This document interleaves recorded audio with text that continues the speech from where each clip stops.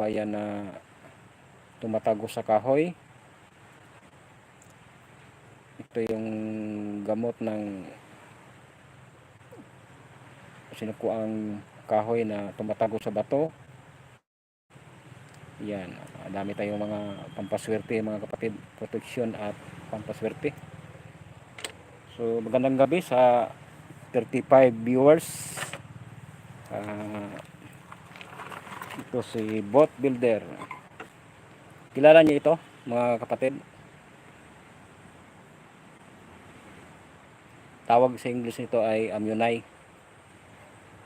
So sa Bisaya naman, tawag nito ay isang lagang. So pagbuhay siya mga kapatid, ganyan siya yung paglangoy sa dagat. Ito, pag ganyan siya pagbuhay.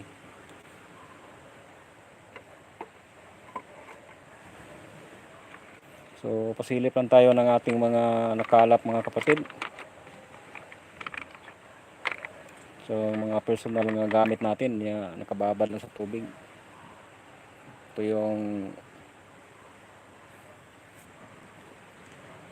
isang imbaw na nagiging siya kapatid, bato. Ayan, nagiging bato siya, fossilized na shell.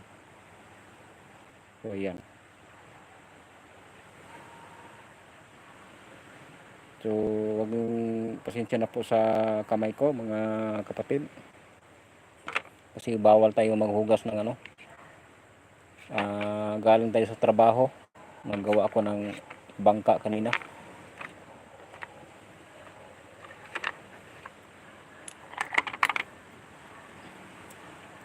Isa sa ngipin kapatid, hindi natin malalaman kung anong klaseng ninalang na hayop na siya, basta isa sa ngipin. Ayan, so nakita ko siya sa dagat, sa ilalim ng dagat.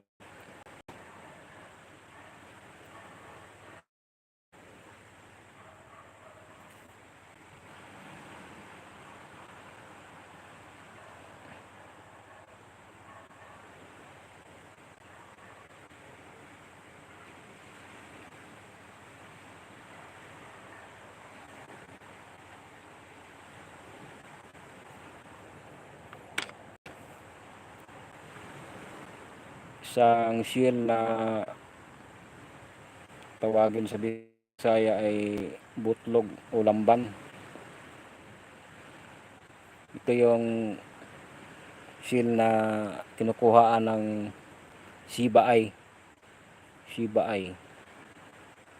Ayan, wala akong sibaay dito.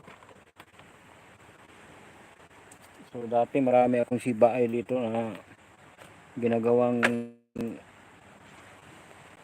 pangpaswerte sa tindahan, kasi naubos na yung mga kapatid ko na aita.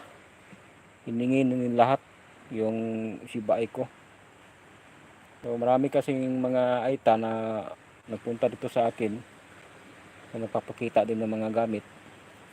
So binigay ko yung mga sibaay.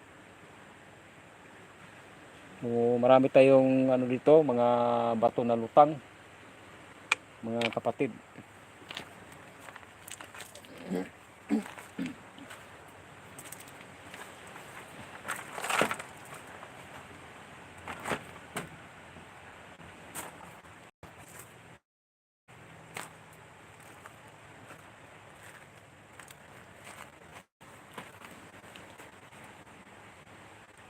Ito yung tagupaypay na baging. So ang gamit dito ay pampaswerte, pangtawag sa customer at sa mga negosyo.